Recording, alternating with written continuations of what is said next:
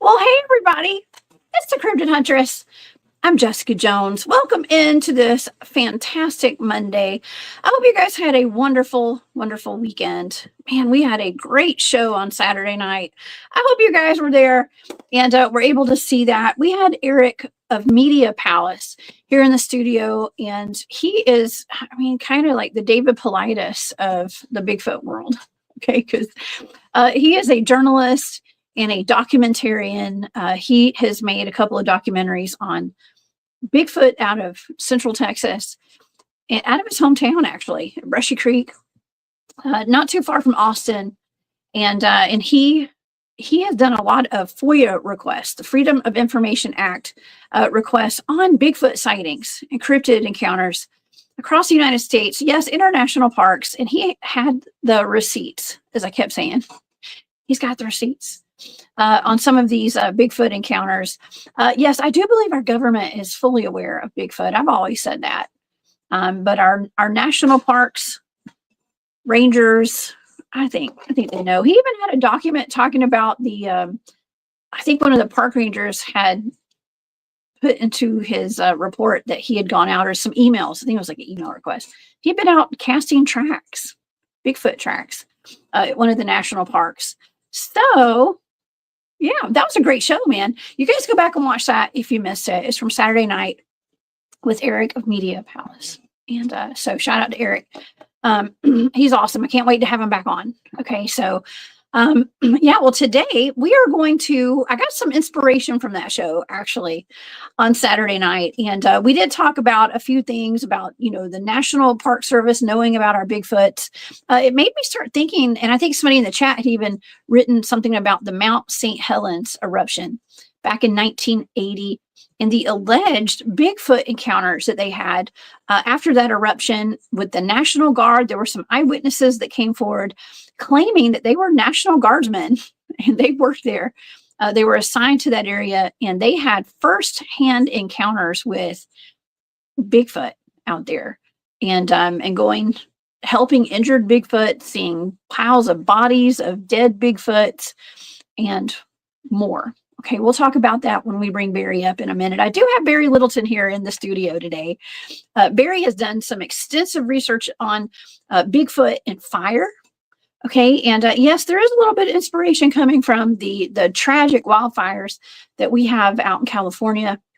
And my heart still goes out. All my prayers go out to everybody affected by those over on the West Coast.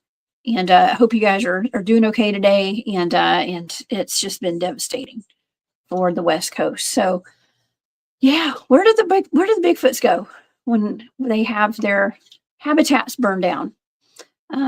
Well, we're going to talk about Mount St. Helens today and what happened there. And we're going to talk to Barry about Bigfoots and fire. This is going to be a great show.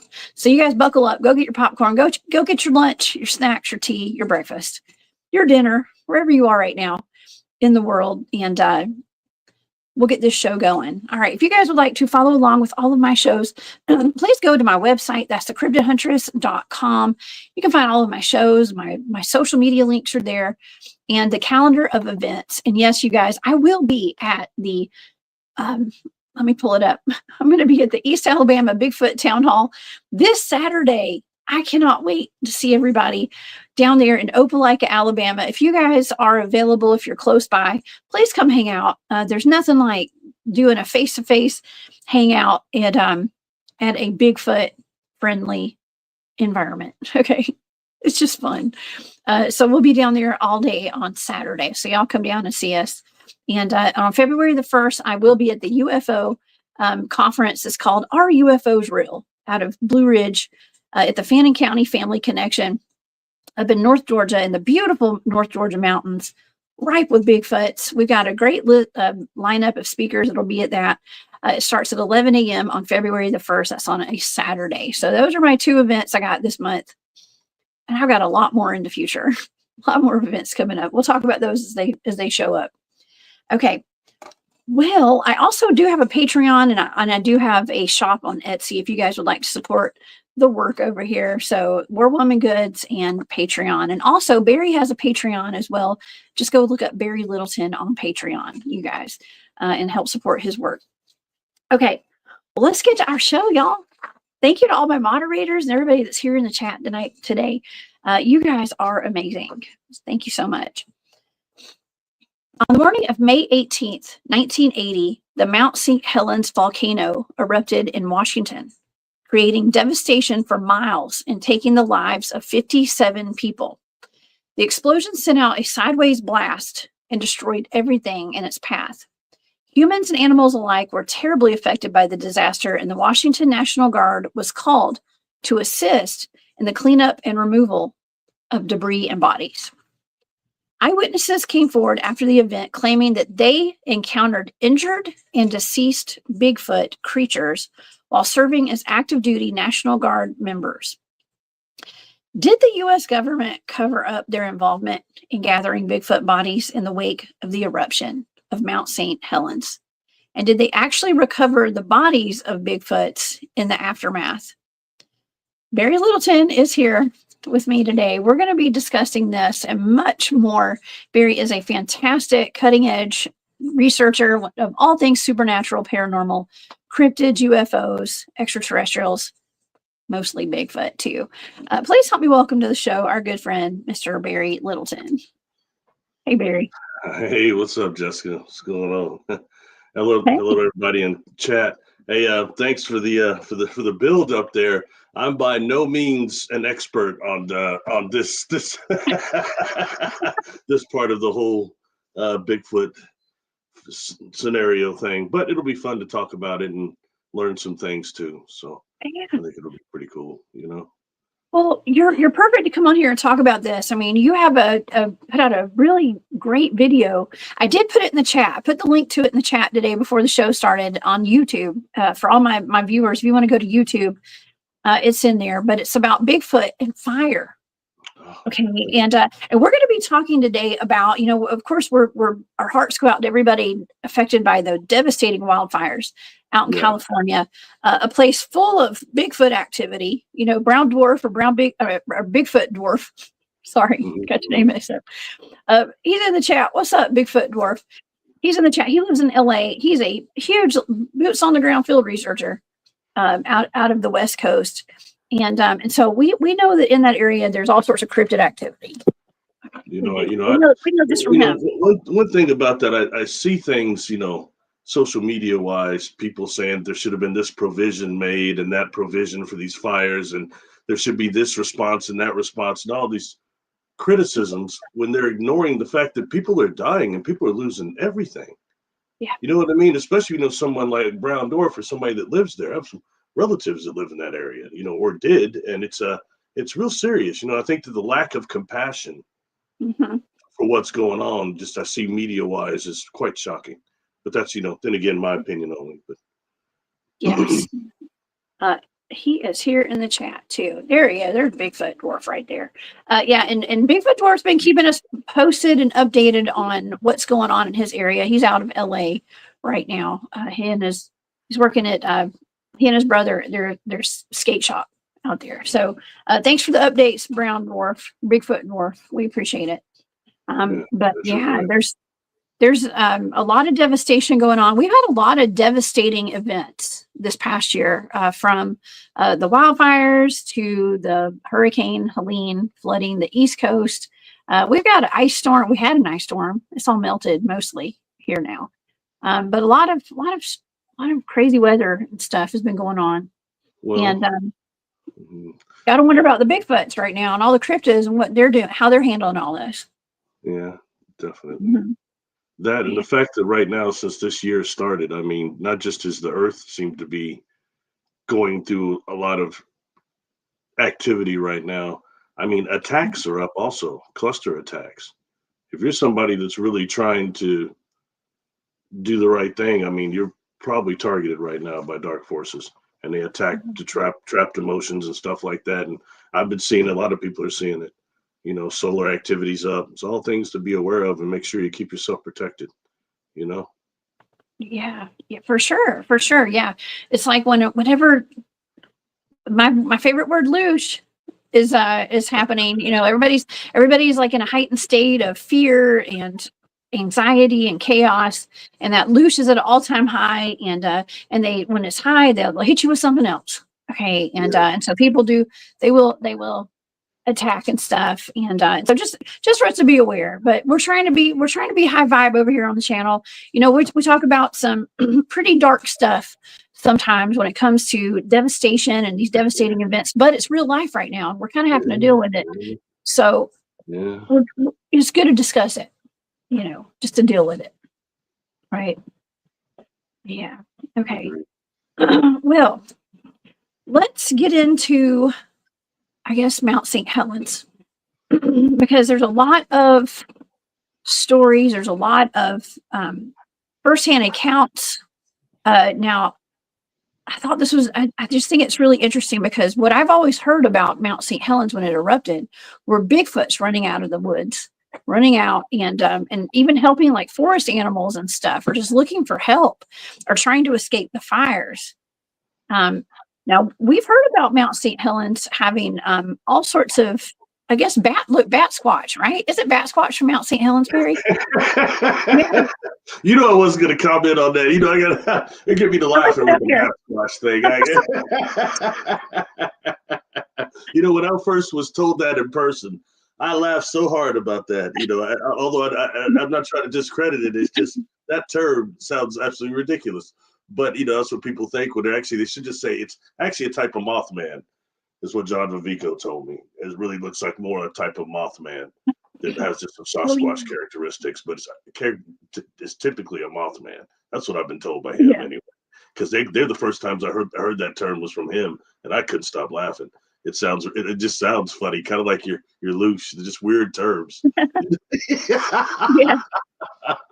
Yeah, bat squatch is a really interesting one, but it always did sound a whole lot like a gigantic Mothman to me. And Sasquatches are known for not really having a neck.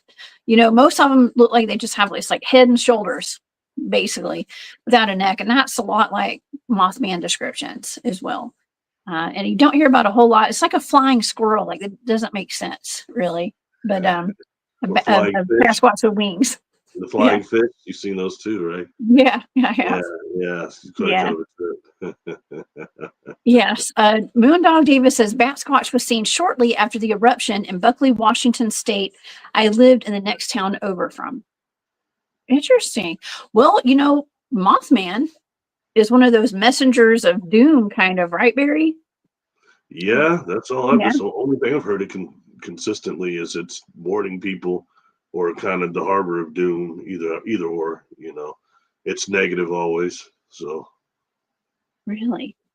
Okay. Well, it's just something to think about. You know, it pops up during disasters and during national disasters. You know, we talked about that last week.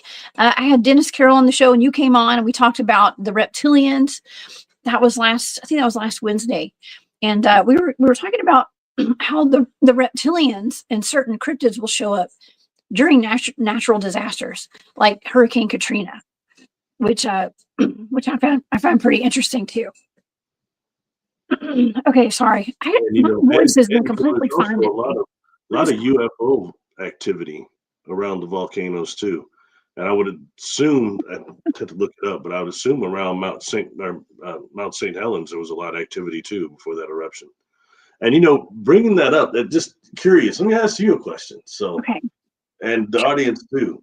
So, being what we know about Sasquatch and about how in tune they are with the environment and with nature, to a degree that we're apparently incapable, almost. Don't you think they would have a precognition of that thing's about to erupt and get Yeah. out of there, get out of that area? Just have a total Yes. sense from seismic activity and everything else? Yes, I do. Okay, so here's that brings up an interesting question, a couple of questions, right? Because I do believe that they would be aware of it. They're more aware of nature than we are as humans. We are very disconnected from Mother Nature. Most people, not everybody, but most of us are. And somebody asked, okay, in the very beginning, and it was one of the first questions, one of the first comments in the chat before the show started. I saw a couple of them in there, and somebody said, "Well, was did Mount St. Helens actually erupt, or could it have been like man-made?" Basically, was what they were asking. I believe, could it have been? And so, because a lot of these things we're talking about, some people say, well, some of these natural disasters may not be so natural. Okay, I don't know. It's quite the conspiracy theory, but That's pretty far out there.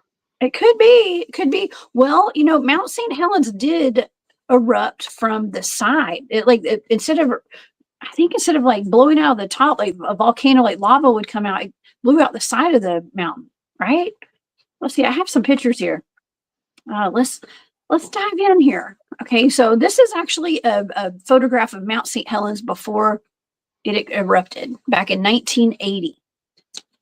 Okay, so let me read a little bit about it. So I think it was around 8:30 in the morning on May the 18th of 1980, a magnitude 5.1 earthquake struck, followed by the largest debris avalanche recorded in history. It resulted in the eruption of Mount St. Helens, leaving the surrounded area devastated. There were small explosions at first, and then a really huge explosion happened at 8:32 a.m. And it was like I said, a 5.1 on the earthquake scale. Like it was at the Richter scale. And this is what it looked like before at the top, and this is what it looked like after. So it blew the whole top of that mountain off. Totally blew it off. It says, because of the eruption, the top part of the mountain, about 400 meters, disappeared, leaving a horseshoe-shaped hole at the top. The explosion also sent out a powerful sideways blast, moving at incredibly fast speeds and destroying everything in its path. Okay, here's another before and after. So you can see that. On flying out to that ranch the first time, I'd not been to that part of the United States, not in the air, and it was a fairly clear day. And you could really see those mountains, and you could really see how they're volcanoes. And I mean, if I didn't, without even knowing, you can see which one is Mount St. Helens. You can see how it blew her top. Wow. It's quite noticeable, I thought. Oh my gosh. Well, that's wild.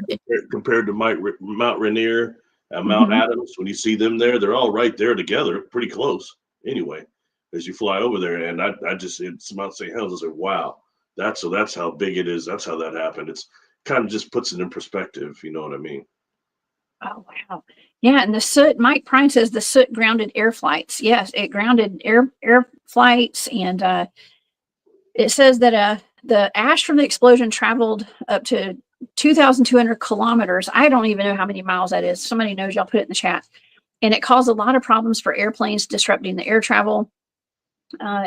It was not only dangerous, but it caused a lot of damage to homes and buildings, and 57 people did lose their lives over this, and countless animals. It was really sad going through and seeing just truckloads of wolves and coyotes and all sorts of different animals that had succumbed to all the ash and the fire and everything. So super, super horrible event.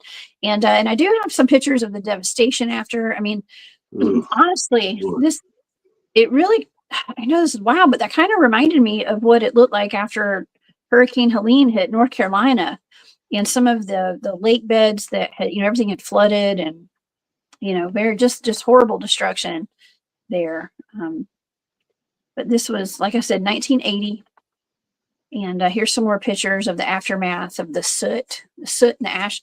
I mean, I guess that's lava right there where the lava went. I mean, it's a volcano. So, I mean, it seems like I was seeing more pictures of like ash than I was of actual like hard lava, you know? Mm-hmm. Yeah, I've noticed that too. I've always wondered how far from the mountain did the lava go? Did it go? Was it the plume that went 220 some miles, right? But I wonder how far did the lava actually go in the lava spots and things that created like, almost lava tubes and things. Yeah. Yeah.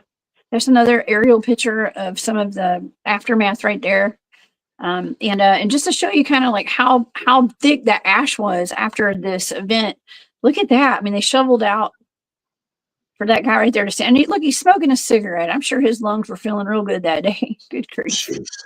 So Wow. maybe back then more people smoked. The first thing I noticed, I was like, that cat's smoking a cigarette, man. Yeah, he's smoking. That's the first thing I noticed too. Yeah. All right. That's devastation. That's devastation. It is. It is. This is today. This is more of a closer up, close up shot of it a little bit, where you can kind of see where the horseshoe indention is now. That's what I mean. And when you fly over that, all the others have points on them, and that one does not. It looks like that. It's noticeable. I mean, if I was a total idiot, I would look at that and say, "Hey, that must be Mount St. Helens." You know what I mean?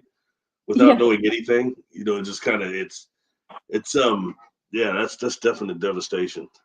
And I remember when that happened. Mm-hmm. I remember watching it was announced on Good Morning America with that guy David Brinkley, I think was his name. Long time ago, even before Jane Pauley. I don't think she was on there yet. Anyway, yeah. Oh my gosh. Well, I don't remember. I was pretty young when that happened, but this is the actual it says ash fallout distribution. So when that happened up in the northernmost corner, northwest corner of the country, the ash went all the way to the Midwest. I mean, all the way down to, what is that? All the way to Oklahoma. I mean, that's pretty far south. Okay. So it had to have just covered the whole country there. Wow. Here's another picture there. And let's see, I got just a couple more pictures just to show you kind of what happened. Okay, well, something else. Another pretty well-known story that we've talked about before, Barry, is Ape Canyon. That's at Mount St. Helens. And those gentlemen were attacked by a group of Bigfoots in 1924. One of them actually, I think the reason they were attacked was because I think one of them shot one of the Sasquatch out there. So we're aware back from 1924. I believe that happened. Okay, I believe there's some Bigfoots out there. 1924 was quite the year for Bigfoot sightings and kidnappings with Albert Ostman. I think that was the same year that happened as well up in British Columbia, I think. But nonetheless, that's at Mount St. Helens. Yeah. Why are you bring that up, so you got to throw something else in. If you're gonna bring up Ape Canyon, since we did a whole show on that back in the day. Now I know that's just a couple of years ago by now. That's manifested beings, right? But that's the whole thing about what's his name that wrote the book. That was one of the mid that was part of the Mount St. Helens crew. What was his name that wrote that book? Well, I can pull it up on the screen right now if you want. Let's see. Pamphlet. Yeah, the little pamphlet. Let's see. I'm going to share my screen. Let's just pull up the Wikipedia. And he was calling them manifested beings. So yes, if we're going to bring that up, you got to throw that in there. And if they're manifested beings, why didn't they manifest their asses out of there before that thing erupted? Seriously, I'm not kidding. You know what I mean? That is food for thought. That is a great question. Let me take that down. Okay, it was it says Ape Canyon is a gorge long. Oh, this doesn't tell about. Oh, here it goes. The prospectors. In the summer of 1924, a group of gold prospectors claimed that 7 feet tall ape-like animals attacked them with boulders. According to them, they came across the animals in the wilderness, and one of the group fired a rifle at one of the animals. He struck it 3 times and saw it topple off a cliff into a canyon. The 8 men supposedly returned later to bombard their cabin with large stones and leave giant footprints. It's caused a local sensation, prompting U.S. Forest Service Rangers J.H. Huffman and William Welch to investigate. They descended into the inaccessible canyon, but found nothing. They found 14-inch long footprints near the cabin. They said they could have been faked, and they concluded the miners probably placed large stones near the cabins themselves to bolster their tale. They were being debunked by the Rangers. People still wanted to believe. The prospector story was repeated and continued to spread in later years. And yeah, what was his name? It doesn't have that guy's name on here. Fred Beck. Fred Beck, that's it. Fred Beck. Okay. And I fought the 8 men from Mount St. Helens. I think that's what it's called. And on that, we got to bring that up. He said there were manifested beings. He's the one that claimed he shot one. He said he shot it several times. It fell off that ravine, and then they couldn't find anything. Like no blood, almost nothing. And then that's when they started attacking that cabin, like you said. But he kept saying, he kept putting in there, he felt they were supernatural. He said that over and over again in there, so everybody discredits that little pamphlet because of that. Wow. And I had brought up just recently, too, and this just connecting this, just throwing this in there, okay? I don't want to take us off topic, but they MK Davis recently released this really cool video about tree knocks. And on it, he said that he doesn't believe it's Sasquatch communicating with each other. And he started going into certain African beliefs and also Native American beliefs that everything has a spirit. And he believes that they're knocking on the trees to awake the spirit of the trees to let them know that they're illegal loggers. They're butcherers in the area. They're going to massacre them. And, and when dealing with that, like some of the people that used to talk, like I know the Africans and also Native Americans talked of how you actually have to do like a worship before you cut down a tree, talk to it, apologize, and something like that goes on. And these are people that are butchering these trees and not doing that at all. And it's the Sasquatch alerting all the trees that they're in danger. And when you start looking at, we call them forest people. A lot of people do. So, it's things like this we need to kind of think of, and especially if they're doing, just combining that real quick with what MK said with that guy I turned you on to, that actually Tom Powell turned me on to, Man of Light. And if you go to YouTube and type in Man of Light and Bigfoot manifesting through trees, he'll come up and his channel will come up. And he's got videos of what he says are the Sasquatch manifesting out of these trees and how he thinks they use the trees for energy to go to their dimension and come back. And it's one of the things that they're using, and it's worth it. You can't throw the baby out with the bathwater, and it's worth examining. It is. All the stuff we've talked about, the connection between them and trees. But then again, in its Mount St. Helens things, the trees got destroyed. So it's, that would probably include them too, if that's the case. Just food for thought. You know what I mean? It would. And maybe that's why the logging company, I know that the logging companies go into places, and they used to, and they still do today, but you and I did the show on Patty and the Patterson-Gimlin film, and it was pretty tragic. Okay.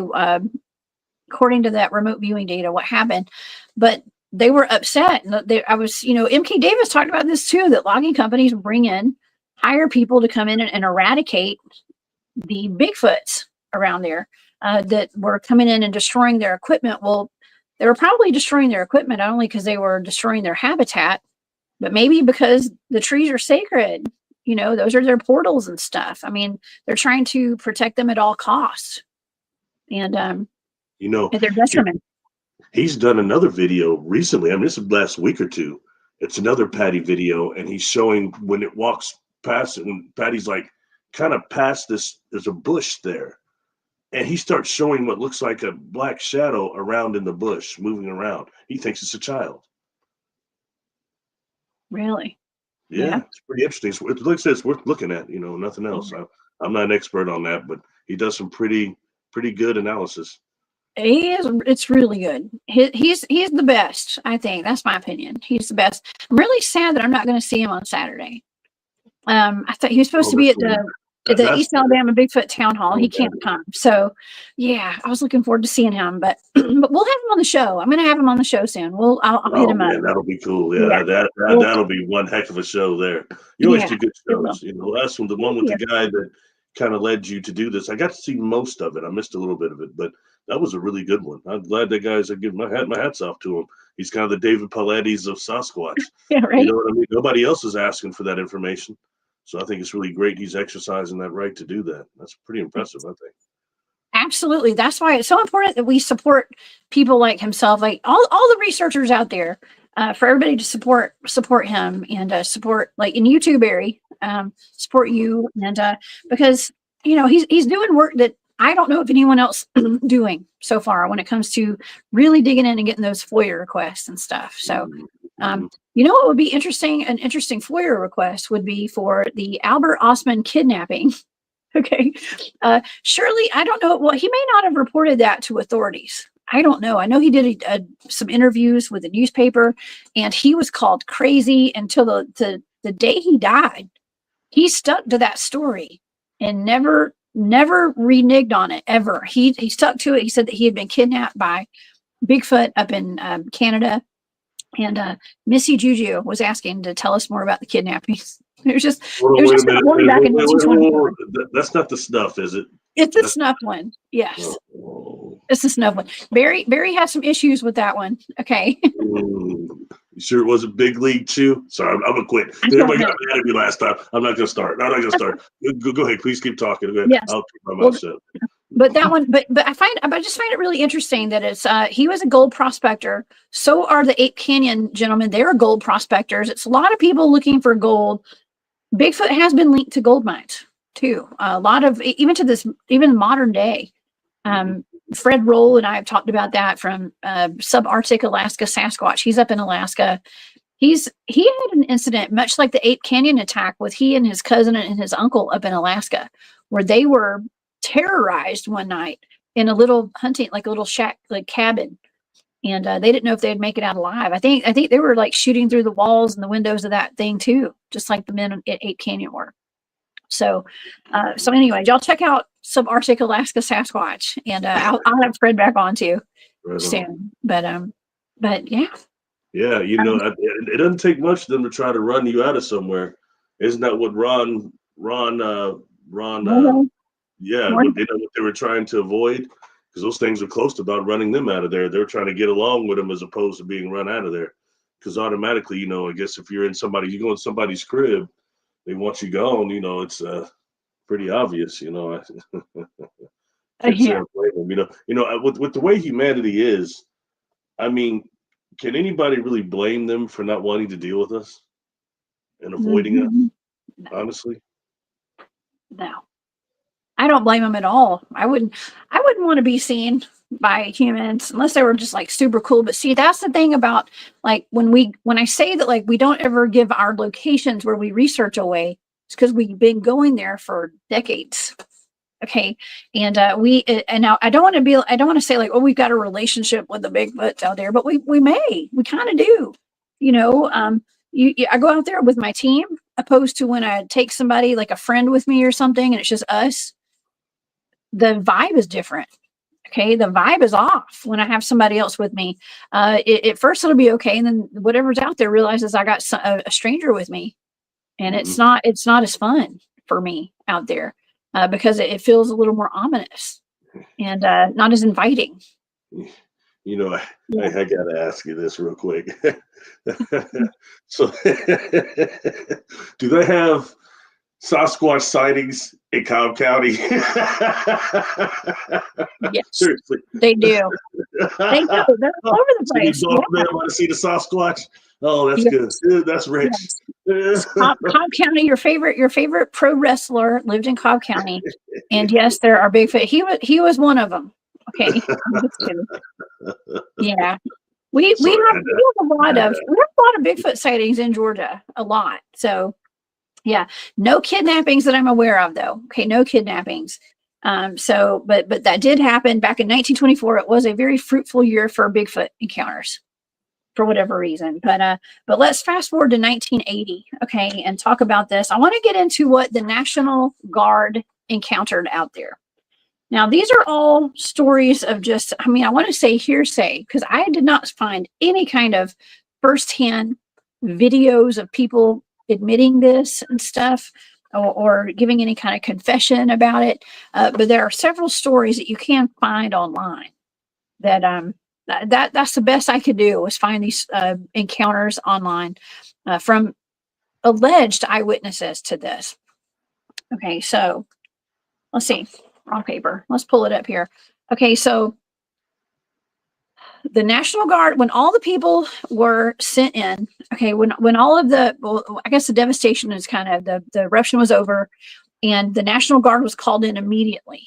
Okay, the National Guard and whatever law enforcement officials, they were sent in to go clean up the area and to find any bodies, animal or human, or Sasquatch, apparently.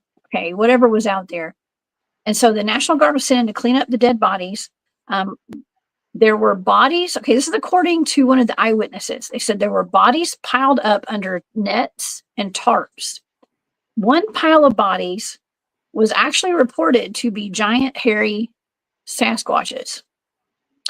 One of the National Guardsmen was from Spokane, Washington.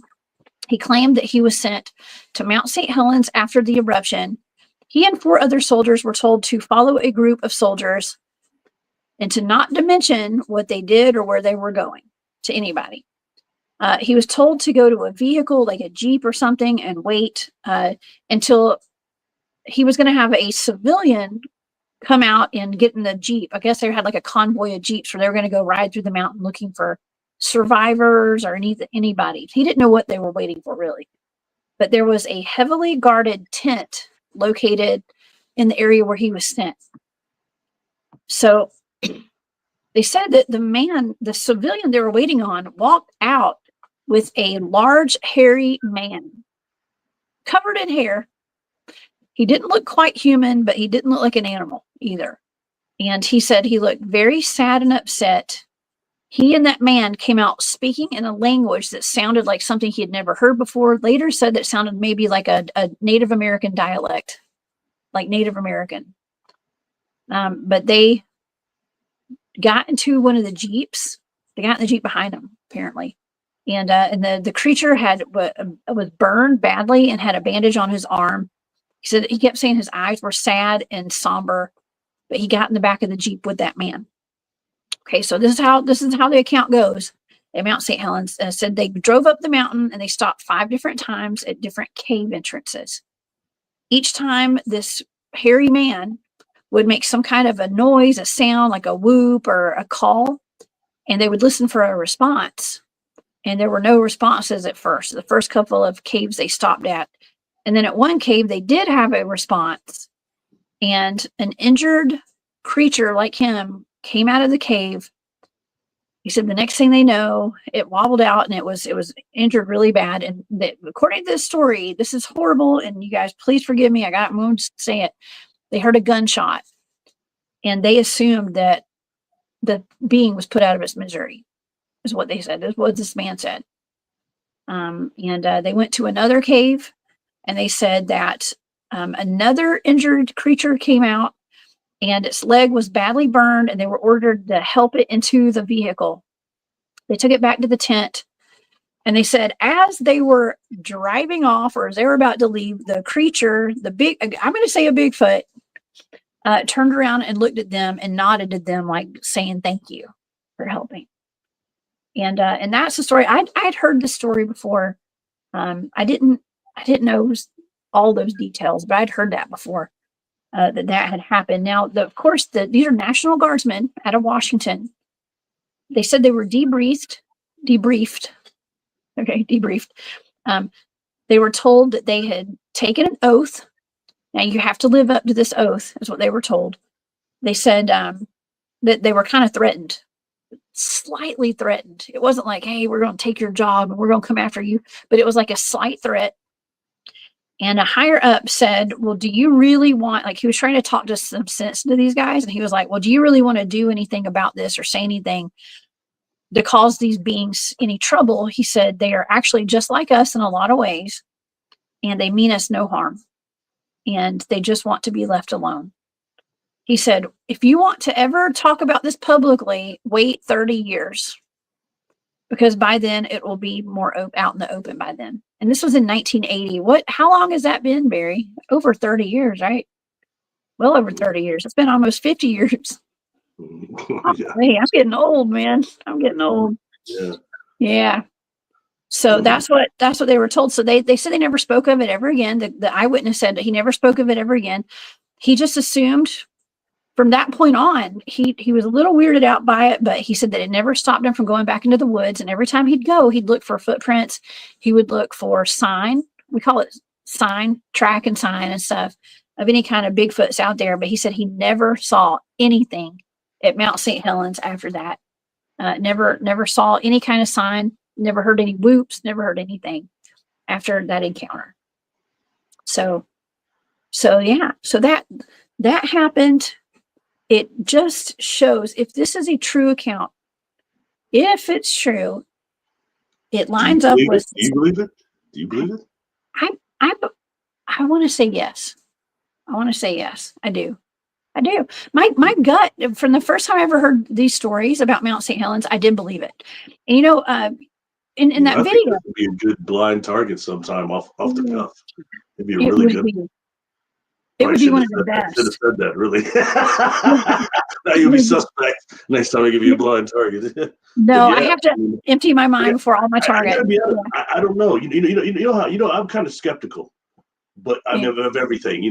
That's just me. But kind of the Mr. Spock in me, but a lot of logic. But this one, I don't know. You know what I mean? It's a very interesting story, and I wouldn't disqualify it. I wouldn't discount it. I mean, it's just got some things about it that is just kind of a lot to just make up. You know what I mean? It's a lot. It is. But like I said, I don't know, though. It's not for me to judge, but it tends to make me think it kind of might be real, too. It'd be worth remote viewing, I think. Yeah. Well, it'd be wonderful if we actually had this person to interview and get his firsthand account, and not just something that an account that they took a long time ago, back in the, 1990s or whenever they interviewed this guy. But I don't know. I mean, it lines up with some of kind of what we talked about on Saturday night about the park rangers and all the emails that Eric was able to obtain out of the FOIA, the Freedom of Information Act requests that he had done. He'd done a lot of requests. A lot of the things that he got in response were redacted. Okay, but he was able to see some of these, like these emails about, there were emails about the park rangers going and making Bigfoot casts. They found track lines of Bigfoot footprints, and they talked about they're going back tonight, late tonight. They've got the plaster, they got all the whatever they're using to go get their castings done, and talked about Bigfoot. He also even, this was what really blew my mind, Barry. He has the official documentation from 1969, where the U.S. government led an expedition. All of the people who were part of the expedition were sponsored by Eddie Bauer. Okay, like the clothing company, outdoor clothing company. I joked around about how my Ford Bronco 2 back when I was in high school was the Eddie Bauer edition. So I came full circle talking about Bigfoot. But Eddie Bauer outfitted him. Big smile with the brothers that I remember. Little big brothers out by. I know Eddie Bauer. That's just me. Oh man, I love me some Eddie Bauer. Yeah. So, but they outfitted the expedition, and they went on the first American Yeti expedition. What in the world, Barry? Can you believe that? 1969. Well, I guess it was after the Patterson-Gimlin film was made. It shows, and they were actually working with a university out of New York, actually. New York. I came in somewhere around that time, and he was saying that how one professor that went rogue and was trying to work with them or something like that. Yeah, and that was interesting. It's interesting to see some of that transparency, because we know that stuff's been going on for a long time. It's just been sequestered. What we don't know is what all they found and stuff, and how much hybridization they've done, if any. Yeah. That's right. That's right. Well, I just love that I never even heard about that before. I mean, what a great piece of historical evidence right there. Receipts, everything, with all the paperwork he's got, official government documents on it. I think it's great. So Hey, I can't get this out of my head, so I got to ask real quick. Did you say you interviewed the guy that gave the snuff to the Sasquatch? Is that what you told me? Is that what you said? Oh, okay. I kept thinking, I was like, you interviewed that guy. Okay. I was like, man, I thought that was a long time ago, man. he was Okay. an old man back in 1924, so he'd be probably 200 years old by now. Yeah, okay. I was making sure that it wasn't a story somebody reproduced and said that they got it too. You know what I mean? I just had to make sure, you know. Oh my gosh. Yes, that was literally over 100. It was 101 years ago when that happened. So no, I don't think I was alive back then. Maybe in a previous life, maybe I did. So he'd have to be like a duck in the cloud and immortal. I got you. Yeah. Who knows? I don't know. Yeah, not me, but I'm interested. So when you're I can't remember the gentleman's name that was on that had the Fourier request and everything. Did he know anything about that? Like, as far as Mount St. Helens, in any of the requests, has he seen anything that would maybe imply that they do have a body? Well, he talked about, he did talk about, while we were talking about he'd not looked into the Mount St. Helens event.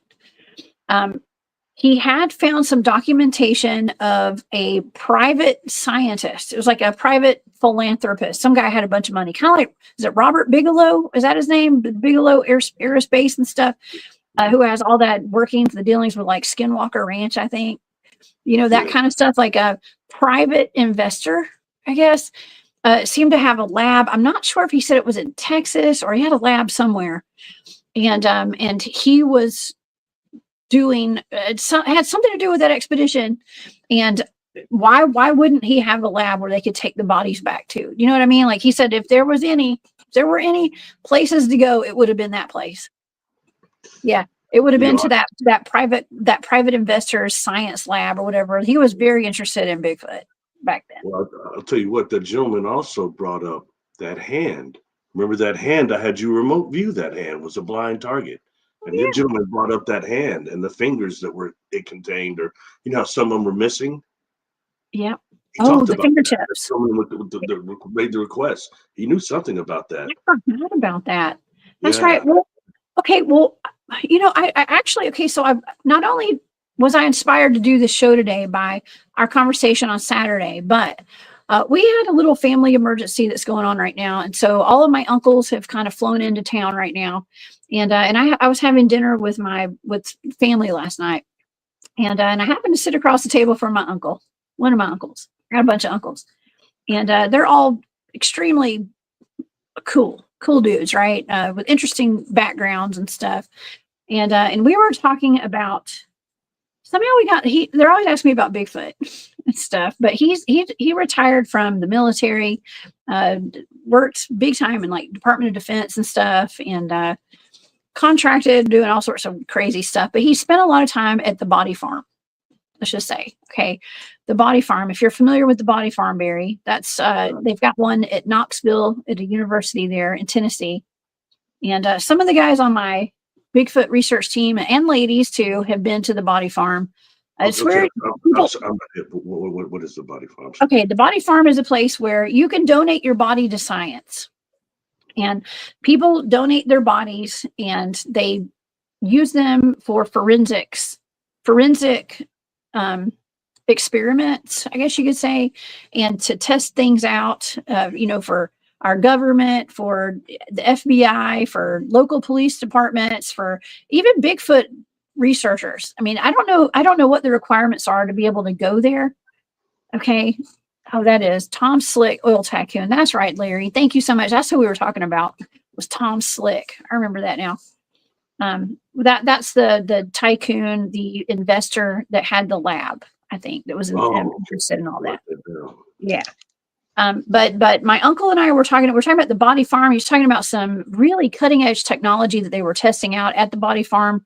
And it's where you go and Okay, I hope you guys are not eating lunch today. I'm not going to get too graphic, but you, like I said, you donate your body to them, so they have cadavers, okay, dead bodies, and they put them in different locations, different various stages of like decomposition, and they watch them, and it's so like crime scene investigators can go there and watch. Let's just say he was talking about he donated a jacuzzi or something. Okay, I know that's disgusting, right? It sounds horrible, but in order to investigate deaths and things, you need to know like what the decomposition rates are and stuff like that. I think he didn't say jacuzzi. He said a steam room or something. Okay, with his department, like they sent that over there, and so, anyways, it's just where they go in. You can watch how bodies decompose. Okay, but he was talking about some equipment that they were testing, and it's some that's actually in use today, and it's just cutting edge. It's DNA identification. And I kept thinking in my mind, I'm thinking, why do Bigfooting, we've got all these like samples, like with Melba Ketchum stuff, the genome projects and stuff.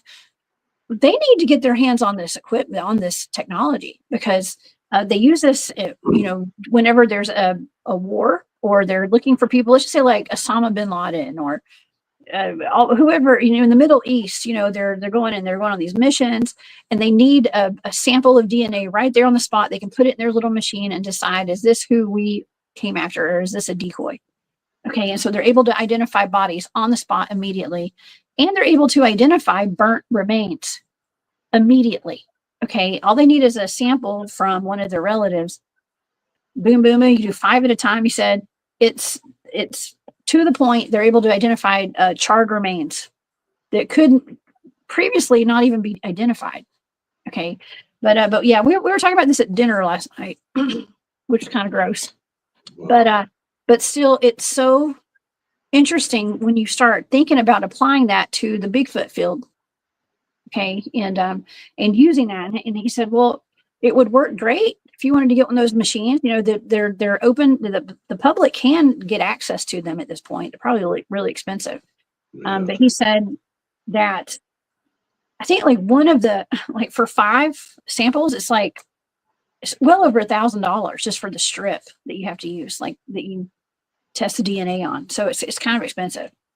But if you had somebody like Tom Slick from Texas to a philanthropist or an investor, the sky's the limit. You know what I mean? In testing. So I mean, the technology is out there, Barry. That's all I'm saying. That's interesting, because that's similar to what when Paulides talks about that DNA, Bigfoot DNA he had just seemed went away. We don't hear talk about that anymore. But anyway, he used that. In fact, it's that crime. It's that it's like the crime robot, and I think it's out of either Georgia or Texas. And that thing is like put a lot of people in prison, but it's like that extreme, and it references things with the gen bank. So with the DNA. So yeah, that's how they get a lot of them. That thing is like shows like what amount of what do you call it? But they always say it gets messed up. The specimens get messed up. You want to say intoxicated, but that's not what it is. Infected or whatever. Excuse me, contaminated. Yeah. But yeah. So that it's real interesting when he talked about that. I think that's still up. The crime bot that he used, and I can't remember the name of it. I got it written down somewhere. But you can look that machine, that robot up. It's super expensive, and those tests he had done were super, super expensive. So that's what they use. That's kind of I think the gatekeeper's way to keep the Bigfoot people out of that. You know what I mean? So much money. You need a tycoon of some type. Yes. Yeah. I think that what my uncle was telling me last night, because we were kind of throwing ideas around, and I was, I had a lot of questions for him. He's got a lot of really interesting information, a lot of real world experience. He spent a lot of time overseas fighting during the Iraq War and Afghanistan, and Iraq and stuff. And yeah, so we just had a really interesting conversation. But it's he said, well, here the problem is, and I understand this, is like I think he was surprised I knew about like mitochondrial DNA and stuff, because we talk about it a lot. But we were talking about how with the Melba Ketchum studies and stuff, it's like the maternal side is like human, female, and the dad side is unknown. He's like, well, there's got to be something to compare it to. It needs to have like a relative, or for this DNA to be a positive identification of exactly who that is. They have to have a relative. And there is. Isn't that interesting? There's not knowledge in bake. Isn't that a trip? Right. Yeah.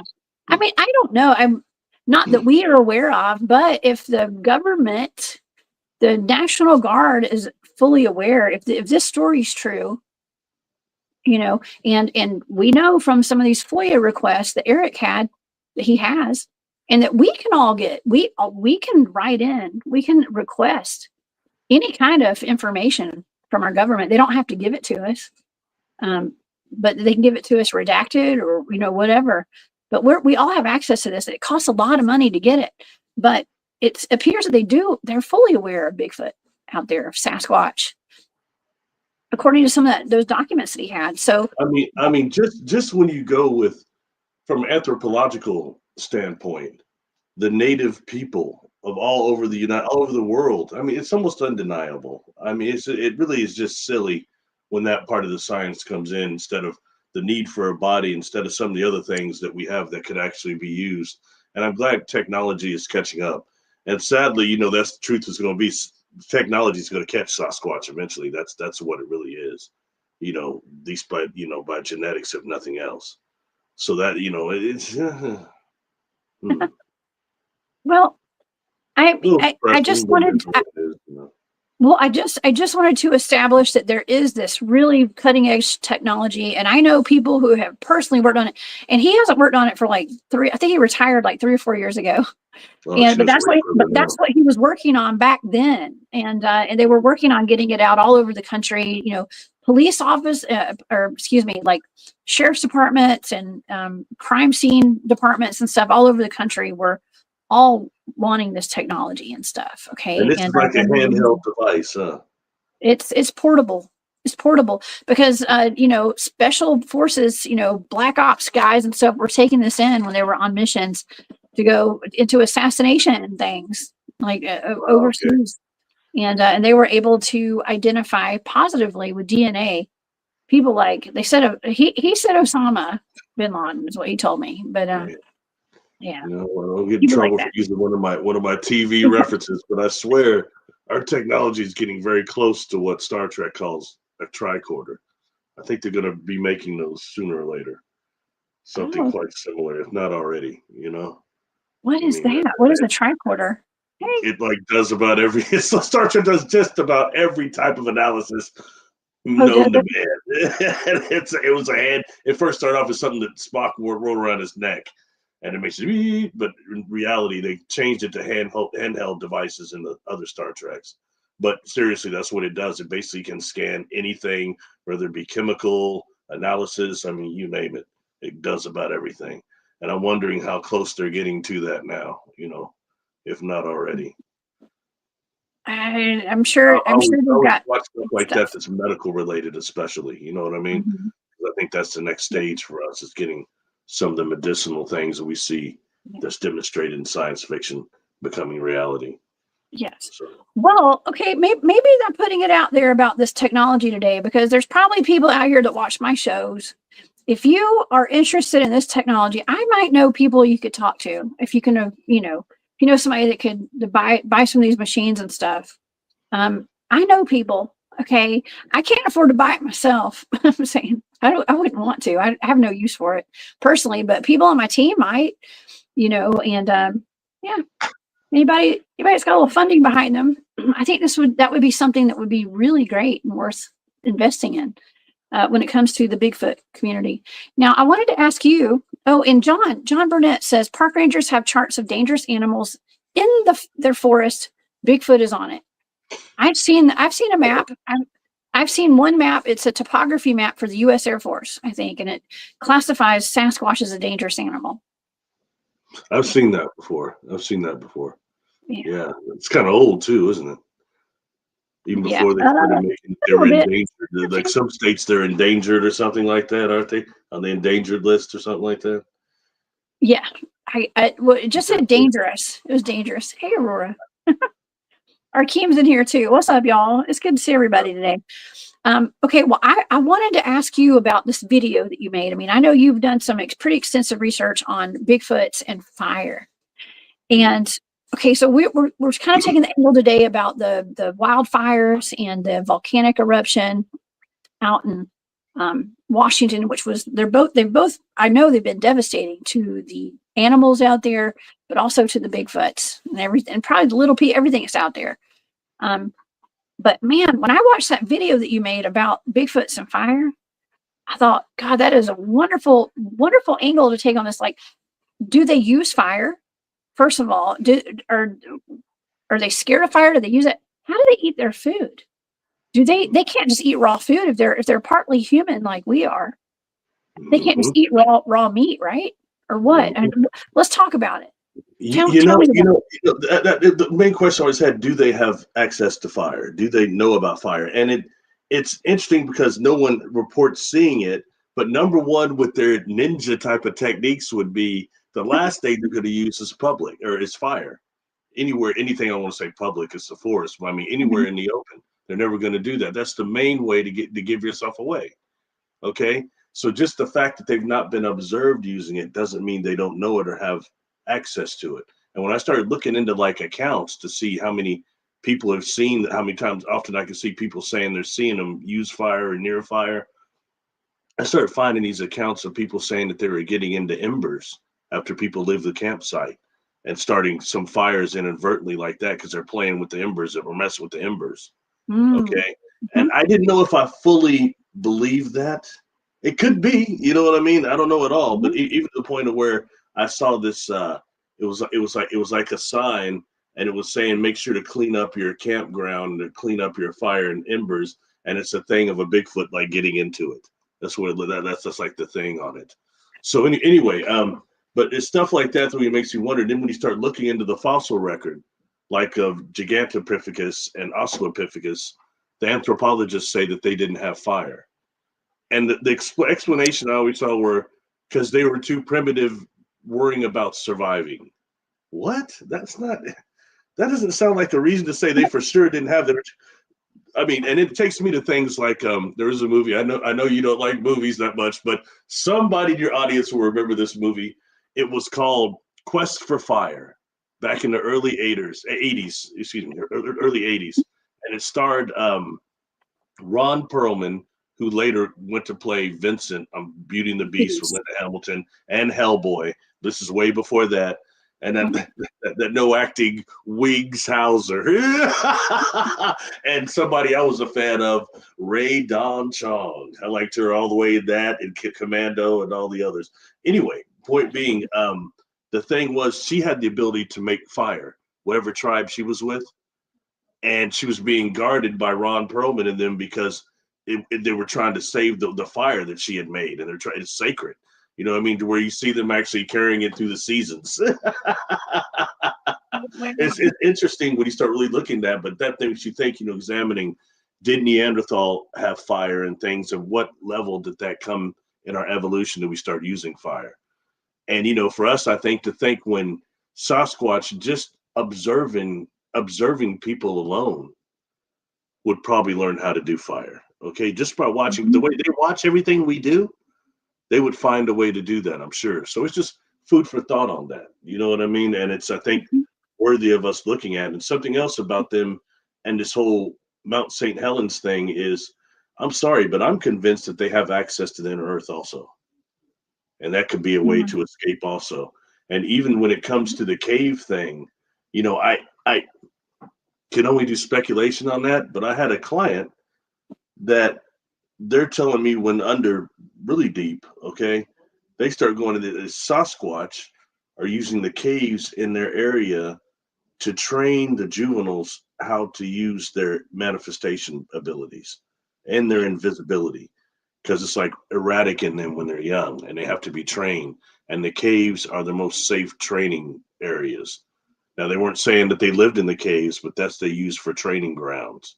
And I thought that was just really interesting. That's stuff that from somebody who's not into this stuff starts telling you that during a regression, because it's in their area. We're tuned into everything at the quantum entanglement level. So anyway, I want to just throw that out there. Yeah. I think a lot of people in the chat have heard of these movies, Barry. Land of the Cave Bear. Oh, that was a rough one, man. I guess that movie when he has to take his tooth out, was it Crab? Was that the guy's name? They put the rock on there and tied the string to it. Man, it makes you just go. That was with Daryl Hannah just after she was the mermaid, I do believe. Oh my God. Oh, John Ross, happy birthday. Everybody tell John happy birthday. You're 30. You're a young buck, man. Young buck. Oh man, enjoy happy it. birthday. Yeah, thank you for being here on your birthday. My life was never the same. I was still young, so you're good to go, man. Yeah. I remember the good old days back when I was in my 30s. Yeah. But happy birthday, John. Thank you for spending your birthday here at the Cryptid Hunters channel. 40s were cool too. I remember the 40s too. Yeah, right. Oh my gosh. Anyway. Okay. Well, okay, let's go back to this whole point of the Sasquatches needing to cook their food. Okay, it just sounds wild. I mean, a lot of accounts, and even when we were talking about like the 911 calls on Saturday night with the FOIA request that Eric had gotten, the 911 calls, the written up reports for like the national parks, the state parks, they seem to be referred to as animals, the Sasquatch. Okay, that like animals that came up a lot, like animals. So that would make you think like they don't have any kind of human qualities to them, right? It would make you think that, but they seem, with all of my years of being a Bigfoot researcher, they've got more human qualities. A lot of them do, and we actually have different categories of them, right, Barry? Of different Sasquatch types. And the DNA, the DNA evidence shows that they're very human, and it takes us to what the Native Americans always said about them: that they're a tribe. They're a tribe of people. That's what they're kind of saying. You know what I mean? And when you start going back to like, that's something else that David Paulides did when he first started doing the YouTube, before he went so much on the missing person cases, he would do Sasquatch stuff on there periodically, and he started doing a lot of them that were old articles he had pulled up, like ones that, like when they're still calling them cavemen and ancient cavemen and stuff like that, and how often they're referred to as being people and looking human-like.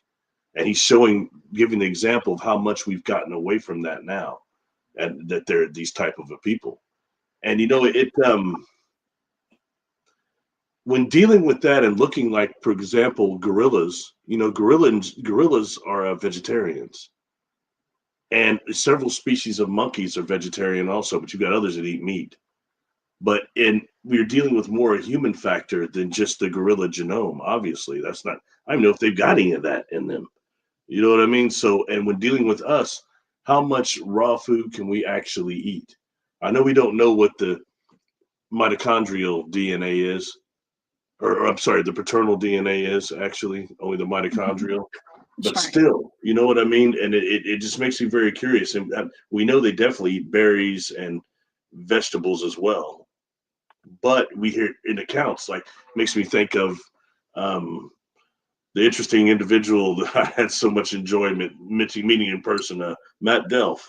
Matt Delph, during this presentation, had he's one of the first people I've heard talk about that outside of who's it that died? In fact, Paulides got all of his work. Ray Crow.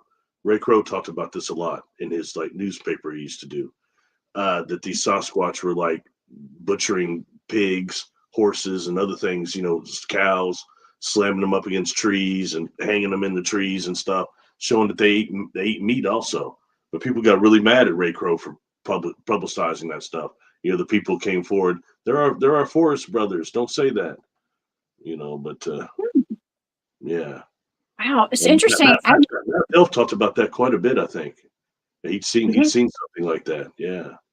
Wow, I'm going to be speaking. He's going to be at the UFO conference with me in a couple of weeks up in North Georgia. So I can't wait to see that video of those orbs again. I love it. Every time I see it. That's something you could watch 100 times and not get tired of it. You know what I mean? Seriously, that's it's really cool. People get to see that. I mean, it'll be big one day he makes that public, because I think that's one of those that will hold up against CGI analysis, AI analysis, all that stuff. Yeah. Yes. Bigfoot Dwarf says Polites 2 books, The Hoopa Project and Tribal Bigfoot, are great books from the NorCal area. Yeah, I didn't know he wrote books on that. Yeah, the Hoopa Project book is really good. And he talks about like a lot of the interactions he had with the Hoopa, the elders, and when he was up there. It wasn't too. It was around that time that I found out about the K-Moss and the K-Moss. And the first time I heard about the K-Moss was when dealing with it. You remote viewed that one. Was the mountain, the Olympia Peninsula. It was one of the guys out at one of those conferences was telling me that they had those nets that were bitten through back there by these K-Moss, and these K-Moss would come in and get the salmon and stuff, and then rip the nets open, and they couldn't catch them. And now they're supposed to be these serpents. Yeah, and he stuck that up like a K-Moss is some type of a giant eel. Yeah, remember? Wow. You remote viewed the K-Moss. Yeah, I kind of forgot about it actually, but yeah. I was just so interested in it because, like I haven't looked up like those canneries that they have. Those where those nets are supposed to be in the back. The guy had told me that they have those nets back there. They just got these huge holes in them from these K-Moss. So I looked it up online. You can find it. And so I did a video about the K-Moss too. But yeah, it's just real interesting. Sorry, we're talking about Bigfoot here, but just when dealing with that area and all that stuff going on up there, it's fascinating, So supposedly the K-Moss come up, they follow the salmon. So they follow those canals and stuff. I don't know. And, sometimes they're described as being these giant eels that look like they have a horse head. Whoa, I remote viewed that? I don't remember remote viewing that. That's wow. We didn't do a show on it. Yeah, I'm pretty sure we did. There's 71 of them on there. You get like me, it's hard to remember. It's weird. I do a lot of remote viewing targets, so I forget, like, and a lot of times I do them and then I don't really know what they are for a while, and so they just kind of sit there, and I never. It's a lot of data, man. I don't know. We'll go digging through the files and find that one. That'd be a great one to do a show on, for sure. Yeah, you want to? Yeah, that'd be cool. That'd be cool. Yeah, yeah, you were talking about the canneries or the fisheries, and that just reminded me of Portlock, Alaska, too. And the Bigfoots up there, my goodness. They did not. I'm sure they didn't cook their salmon, but I like some sushi myself. Okay, I could eat some salmon, like nigiri. Okay, down with the sushi, man. Down with the sake too. We're doing the sushi, right? You don't always have to cook it. You don't have to cook your meat. So there's that. There's that too. And Bigfoots do usually live around a water source, right, Barry? A lot of times. Yeah. Oddly, in my state, where there should be no reports of Sasquatch, okay, definitely, you go to BFRO, there are reports. And one of them is not too far from where I live, the county I live in. And it has this, it's described as this Sasquatch is breaking these mussels in the river. And this is somebody out walking, says they see this and they can't believe what they're watching. They said, this is where we live, but it's breaking. They even described it a certain way that it's breaking these mussels against this rock and taking it, and that right there and eating it right there. And that's something there that you and I couldn't do. We couldn't just break a dirty river mussel and eat it like that. We get really sick. You have to put them in fire. You know what? I learned a while back. I was with some friends in Atlanta. We had gotten some oysters or some clams or something. And I could not figure out how to open them for anything. And I called my dad. I was like, Dad, what do I do? I'm hungry. I need to eat these. He was like, we got to cook them, put them over a fire and they'll open, is what he told me. Whatever we were eating, he was like, you gotta get them hot, put them over fire. So I don't know. I mean, Bigfoots and stuff, they have like ridiculous strength. They could open anything and use rock, whatever. Not little old me with my dainty little hands. Okay, I couldn't. But I could heat them up with a fire and pop them right open. They popped open themselves, actually. So I'm a proponent that I think they have the ability to use fire. I really do. I think that they hide it from us because it'll be discovered. Maybe not all of them, but a lot of them do. But then again, you had a guy on there. Maybe it was the same guy or it was the older guy before him, the guest before him. He was really good too. And I can't remember these gentlemen's names. Alan? Was it Alan? Maybe Alan Thomas. He's the first person that I've talked about before. I got butchered for this one. I said that Sasquatch jump trains that they ride freights, And people, I got roasted almost as bad as I got roasted for the witch dots. You know how good that went. But I mean, and I'd heard that from people that were used to be part of FTRA, which was called Freight Train Riders of America. And I knew who that was because in college, I did a report on them. There were like some serial killers that were part of that group, and they were killing people on those freights, mashing themselves as like bums and stuff like that. Anyway, so I was familiar with FTRA, but you had some FTRA people say they've seen Sasquatch ride in the freights before, you know, like, you know, when ones that no one would be on mostly. And it makes sense almost. Why wouldn't they follow the railways also? Just like they follow the mines and things like that. That all that was connected back then, you know? Yeah, that's a great point. Yeah, it's man, super dangerous going out there and hopping trains and stuff. But yeah, smoked salmon.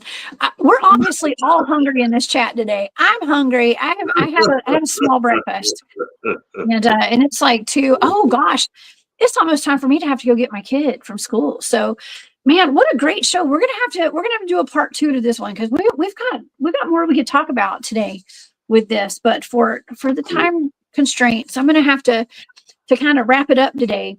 And I hope I didn't take us off topic what we were talking about. I do that that's sometimes. Perfect. Perfectly off topic. I love it. Yeah, that's how we roll over here because it's all connected. That's all that matters. It's all connected. And yeah, we covered the Mount St. Helens pretty well today, and the injured Sasquatches and the piles of dead bodies and all that. It's just something to think about and to connect the dots with some of these FOIA requests we talked about on Saturday. And I just wanted to connect those dots. Real quick, one last thing, real quick. The picture that you had of the Sasquatch being carried off, was that supposed to be from Mount St. Helens? I think it is. I think it was. Now that was the video, and let me see. Sorry, my alarm's going off. Yes, is. I think that's supposed to be from Mount St. Helens. I'm pretty sure. It's definitely from a wildfire, and so it's actually quite sad looking at that. It makes me really sad thinking about. It makes you hope it's not real, you know. Yeah. Well, I would hope that all the animals are getting out of there. Okay. I've seen some. I can't even watch some of the clips of the animals, the firefighters trying to resuscitate the mountain lion. I mean, even like I don't know if that was a dog or a mountain lion this firefighter was trying to save, but nonetheless, it's just really sad. A lot of really sad donkeys and mules and horses and everything. Gosh, it's terrible. I just hope that, I hope that story is true. I mean, I hope it's not true about all the dead bodies of the Sasquatch, but the fact that the Bigfoots are there, they just want to be left alone. They're not trying to hurt us. They just want to be left alone and to live their lives. And yes, 30 years later, yes, that's when I first started Bigfooting, was 30 years later from that incident. And now we're talking about it. I'm talking about it live on air. Yes, it is more acceptable to talk about them and more widely accepted. So that man wasn't wrong. Okay. Whoever talked about that. And Skip Bassford, thank you so much. Or Basford. I don't know if it's Basford or Bassford. Thank you so much for that super sticker. I appreciate you very much. I appreciate the support. Back in the 90s, I had a lawyer named Skip. Yeah, that's cool. That's awesome. Basketball fan. Yeah. Nice. Very nice. Well, Barry, tell everybody where they can find you. About your YouTube channel, your services, and your Patreon. I'm on Patreon. I need to pump it up on there. I'm kind of lost on there, but I'm on YouTube also, and Facebook under Barry Littleton. Also on Instagram. My email is barrylittleton13@gmail.com. I mentioned that I stopped doing sessions for almost a month. So I've been trying to answer emails. I've looked today. I'm trying to finish the rest of them today. I think I've got 9 left. So I'll try to get back with everybody and schedule and start to see people again. So I apologize if you're somebody I didn't get back to you. I'm trying to catch everybody. Just during the holidays, I kind of fell off and doing personal stuff, Anyway, so that's me pretty much, and I appreciate everybody. Got a great audience. It's been most kind. They even come to my live feeds and watch me talk when they can't even hear me. So that's really cool.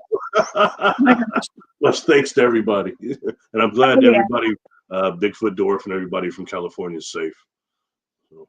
Oh yeah, we got Robin in here today too. She's over there as well, and Mike Prine, I think. So yeah, I'm just tickled that you came on with me today, Barry. Thank you so much. It's always fun hanging out, chopping it up about Bigfoot. It's fun, right? Thanks for having me. I didn't know much about this one, so I was worried it would be boring. So thanks for having me. Boring? We're never boring. I've not had one boring show, not yet. Okay? I mean, for my part, I didn't know if I had anything to add. That's all. I know what you meant. I was kidding. I know what you meant. I was kidding. I know this was too fun, y'all. I'm so glad you guys spent your Monday with us. Thank you so much for all the love and support you guys give us throughout the show, and for all the wonderful comments. And like I said, for spending your Monday breakfast, lunch, and dinner, whatever you're doing right now with Barry and I. So you guys, please come back and see me on Wednesday at 1 p.m. Eastern. I'll be back on A Glitch in the Matrix. And until then, you guys, I hope you learned something today. And like I said, thanks for joining us on the wild ride. And please continue to send prayers and all of our love out to everybody affected by the wildfires and all the disasters that are going on in the world. You guys don't live in fear. Keep your vibrations high, but keep your head on a swivel. And please stay safe out there. And we will see you guys later. Everybody have a great day. And thanks again, Barry. Peace. See if I can find my button. All right. Bye, y'all.